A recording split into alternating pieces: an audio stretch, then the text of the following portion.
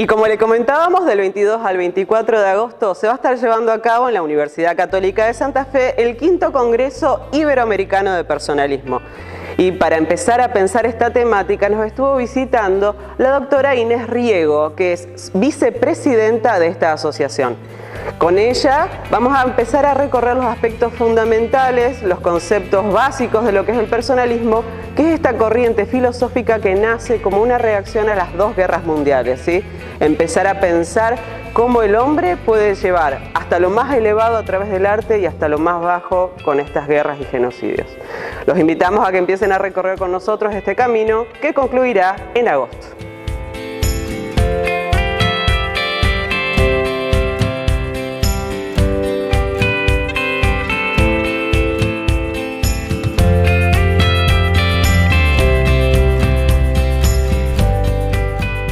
¿Qué es el personalismo y cuál es el concepto de persona?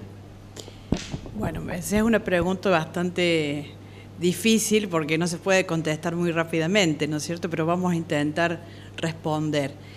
Personalismo es todo aquel, podremos decir, punto de vista, enfoque filosófico, enfoque humano, que tiene como centro de su perspectiva a la persona humana. Pero podríamos decir así que no es la persona humana por sí misma solamente, sino que es la persona con la persona en comunidad, la persona construyendo encuentros, construyendo comunidades de todo tipo, construyendo familia, construyendo vínculos. ¿Eso qué quiere decir? Que el personalismo considera que hay un aspecto que ha estado bastante olvidado en toda la historia de la humanidad, que ha sido justamente esta capacidad de encuentro que tiene el ser humano. Entonces, no es solamente indagar a la persona en sí misma, que eso es fabuloso. Es lo que decía Emmanuel Mounier, el padre del personalismo, es el dentro de la persona. El dentro de la persona es la interioridad. Y prácticamente podríamos decir, bueno, también podríamos hablar de persona humana, de antropología, si estudiáramos solamente el dentro. Pero dice Emmanuel Mounier que la persona es un dentro que necesita un afuera. El afuera que es el entorno, la comunidad, los otros, todas las personas que lo suscitan y construyen vida con él. Entonces, esta es la riqueza, podríamos decir, más propia del personalismo. Usted habla de persona, encuentro, comunidad. ¿Cómo se contraponen con individuo, sociedad? Muy bien la pregunta, me encantó. Individuo, bueno, hay una famosa dicotomía entre individuo y persona, pero vamos a hacerla un poquito más existencial y simple la respuesta. En todos nosotros se aloja un individuo y una persona, por así decirlo, ¿no?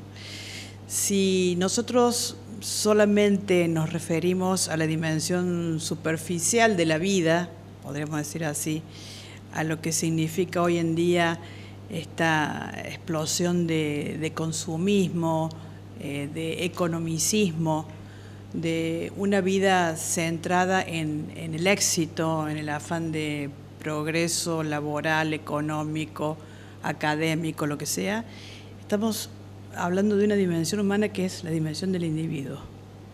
¿Por qué? Porque esa dimensión es la que prácticamente obra como Narciso, digamos, siempre mirándose a sí mismo y buscando la mejor imagen de sí mismo y sin importarle el otro que tiene al lado.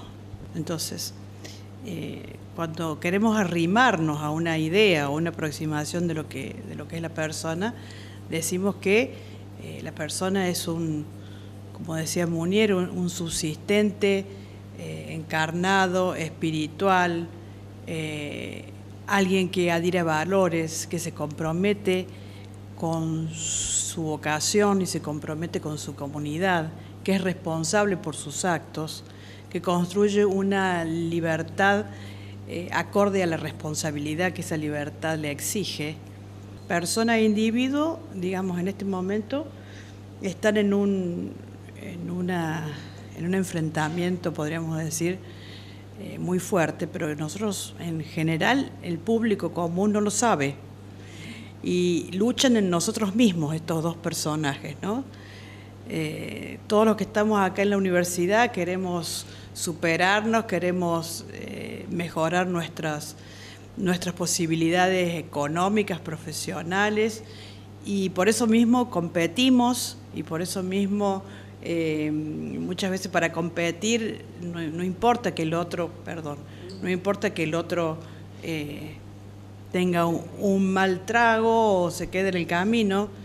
Es decir, todas esas cuestiones del mundo en que vivimos, bueno, son de todos, no es que alguien se salva de eso. Y por otra parte está esto de que ser personas es vivir comprometido, como dice Munier. O sea, el que se cree que no se compromete está equivocado, porque del solo hecho de decir no me comprometo, ya eligió por no comprometerse. Es imposible no hacer elecciones constantemente. En este sentido, con estas definiciones de alguna manera, o con estos campos en los cuales podemos vislumbrar el personalismo, ¿cuál es la importancia de que en una universidad se plantee como sustrato y como sustrato de formación esta mirada? Y es la pregunta clave, yo diría, ¿no es cierto? Porque toda la universidad, toda la educación en general, hemos tenido recientemente en Córdoba la Conferencia Regional de Educación Superior de la UNESCO, ¿no es cierto?, que se hace cada 10 años. ¿Y cuál es el porqué de la educación en todos los niveles? La persona. O sea, todos nuestros, podríamos decir así, todas nuestras problematizaciones, todos nuestros empeños, todos nuestros grandes problemas a la hora de decir cómo hago para llegar a esa persona, que es el problema del camino pedagógico, ¿no es cierto? Está concentrado en ese individuo que es una persona, ese sujeto que no es solamente un sujeto alumno, un sujeto que viene a la universidad solamente a aprender contenidos, sino que también viene a pasar una etapa de formación, una etapa de personalización, y la universidad es su casa en este momento. Es de alguna manera su hogar por unos cuantos años.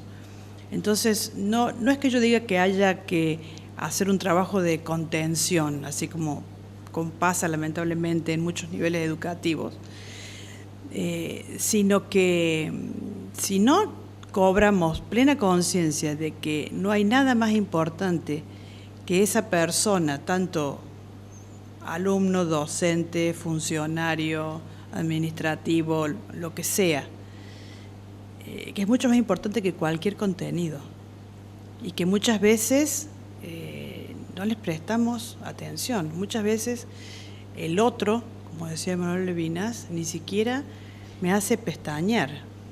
Y qué importante, sobre todo en una universidad, que en su esencia es este encuentro en el diálogo de un docente y un alumno, un maestro y alguien dispuesto a aprender, ¿no? Exacto. Ustedes han tenido como guía o mentora de esta universidad o de esta facultad a Edith Stein, una filósofa del principio del siglo XX, muy importante, discípula de Husserl, y ella siempre decía que en el acto educativo a veces se pierde de vista lo fundamental, que es esas dos personas, como vos dices muy bien, pero que si no media dos cosas: respeto, cariño, entre ellas, el acto educativo no se va a dar. Porque sin esos dos elementos, podremos decir, ¿no?, que implica empatía, implica conocimiento del otro, implica dedicación, implica muchísima vocación, implica tiempo. Sin esas condiciones no hay verdadero acto educativo, porque el alumno pasa como si, bueno, para pasar la materia y punto, ¿no? Entonces, cuando en un aula no hay verdadero encuentro entre las personas, no pasa el acto educativo. Tiene que haber encuentro para que todo lo demás fluya de una manera extraordinariamente mejor.